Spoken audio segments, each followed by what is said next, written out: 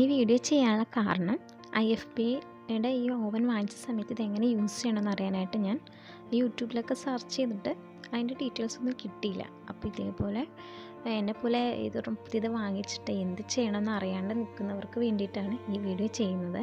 അപ്പോൾ നിങ്ങൾക്ക് എല്ലാവർക്കും ഇത് ഉപകാരപ്രദമാകുമെന്ന് ഞാൻ വിചാരിക്കുന്നു. അപ്പോൾ തുടർന്നുള്ള വീഡിയോയിൽ എൻ്റെ ബാക്കിയുള്ള ഡീറ്റെയിൽസും പറയാത്ത കാര്യങ്ങളൊക്കെ ഞാൻ പറയാനായിട്ട് ശ്രമിക്കാം. ഞാൻ പഠിക്കുന്ന കാര്യങ്ങളാണ് ഞാൻ പറയാനായിട്ട് നോക്കുന്നത്.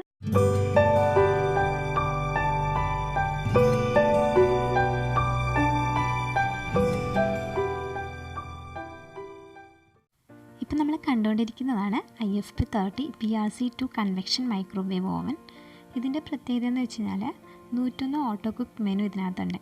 അതേപോലെ തന്നെ റോട്ടീസറി സിസ്റ്റമാണ് ഇതിനകത്തുള്ളത്. അപ്പോൾ നമുക്ക് ഗ്രില്ലൊക്കെ ചെയ്യാനായിട്ട് വളരെ എളുപ്പത്തിൽ സാധിക്കും.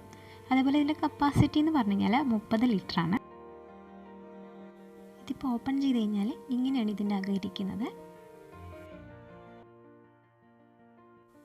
നമ്മളിത് വർക്ക് ചെയ്യുന്നതിന് മുമ്പ് ഇതാണ് റോളർ റിങ്.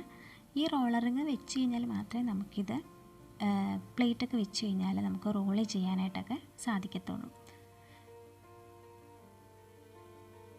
ഇതാണ് നമ്മുടെ ഗ്ലാസ് ടേൺ ടേബിൾ. ഇത് വെച്ചിട്ടാണ് ഇതിൻ്റെ മുകളിലാണ് നമ്മൾ വെക്കേണ്ടുന്ന പാത്രങ്ങളൊക്കെ വെച്ചിട്ട് നമ്മൾ കുക്ക് ചെയ്തെടുക്കുന്നത്. അപ്പോൾ ഇതിനകത്ത് വെച്ചാൽ മാത്രമേ അത് കറങ്ങത്തുള്ളൂ. കറങ്ങിയാൽ മാത്രമേ നമുക്ക് എല്ലാ സൈഡും ഓരോപോലെ കുക്കായിട്ട് കിട്ടത്തുള്ളൂ. അപ്പോൾ ഇത് വെക്കാൻ ഇച്ചിരി പാടാണ്. അപ്പോൾ നമ്മളത് ശ്രദ്ധിച്ച് തന്നെ വെക്കണം.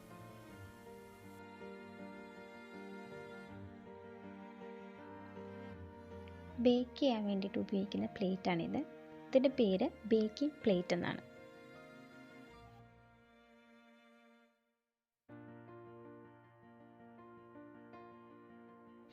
ഇതിനകത്ത് 2 മെറ്റൽ റാക്കാണ് വരുന്നത്. ഒരെണ്ണം വലുതും ഒരെണ്ണം ചെറുതും.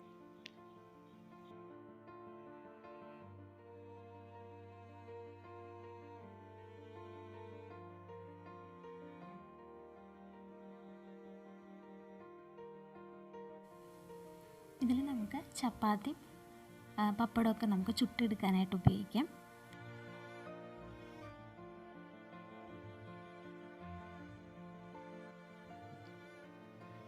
ഇതാണ് റോട്ടിസറി റാക്ക്.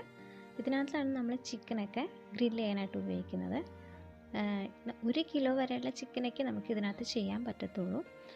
ഇനി ചിക്കൻ കൂടുതലാണെങ്കിൽ തന്നെ ഒന്ന് നോക്കണം. കാരണം മേളിലുള്ള ഹീറ്ററിൽ അത് മുട്ടിക്കഴിഞ്ഞാൽ കംപ്ലൈൻ്റ് ആവാനായിട്ട് സാധ്യതയുണ്ട്. ഇതാണ് എൻ്റെ ഹാൻഡിൽ. ഇത് വെച്ചിട്ട് നമുക്കത് പൊള്ളാണ്ടൊക്കെ തിരിച്ച് എടുക്കാനായിട്ട് സാധിക്കും.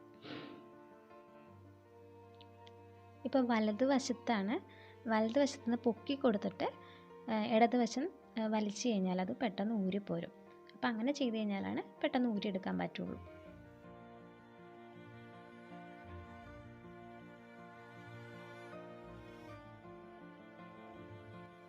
ഇത് ഇഡ്ഡലി പാത്രമാണ്. 8 എണ്ണം വരെ നമുക്ക് വേവിച്ചെടുക്കാൻ പറ്റും. ഇത് വെള്ളമില്ലാണ്ട് തന്നെ ചെയ്യണതാണ്. പിന്നെ വെള്ളം വേണമെങ്കിൽ വയ്ക്കാം. പിന്നെ അവർ പറഞ്ഞൊരു കാര്യം എന്ന് വെച്ചാൽ ഇത് നമ്മൾ ഡയറക്റ്റായിട്ട് നമുക്ക് ഒഴിക്കാൻ പറ്റത്തില്ല. ഫ്രിഡ്ജിൽ കുറച്ച് നേരം മാവ് വെച്ചിട്ട് വേണം പിന്നെ ഇതിനകത്തേക്ക് ഇടാനെന്നാണ് പറഞ്ഞത്. ഞാൻ ചെയ്ത് നോക്കിയിട്ടില്ല. ഇത് മെഷറിങ് കപ്പാണ്. ഒരു സൈഡിൽ കപ്പിൻ്റെ അളവുണ്ട്, ഒരു സൈഡിൽ മില്ലി ലീറ്ററിൻ്റെ അളവുണ്ട്. അപ്പോൾ നമുക്കിത് ഒരെണ്ണത്തിൽ തന്നെ രണ്ടും ചെയ്യാനായിട്ട് സാധിക്കും. പിന്നെ ഇത് നമുക്ക് വെറുതൊരു പ്ലാസ്റ്റിക് പാത്രമാണ് ഓവനിൽ വെക്കുന്നത്. അതിൻ്റെ കൂടെ ഒരു സ്പൂണുണ്ട്. അപ്പോൾ ഇപ്പോൾ ഞാൻ കാണിച്ചിരുന്ന എല്ലാ സാധനങ്ങളും നമുക്ക് ഓവൻ വാങ്ങിച്ചപ്പോൾ അതിൻ്റെ കൂടെ കിട്ടിയതാണ്. അപ്പോൾ ബാക്കിയുള്ള ഡീറ്റെയിൽസും കാര്യങ്ങളൊക്കെ ഇനിയുള്ള വീഡിയോയിൽ ഞാൻ കാണിച്ചു തരാം.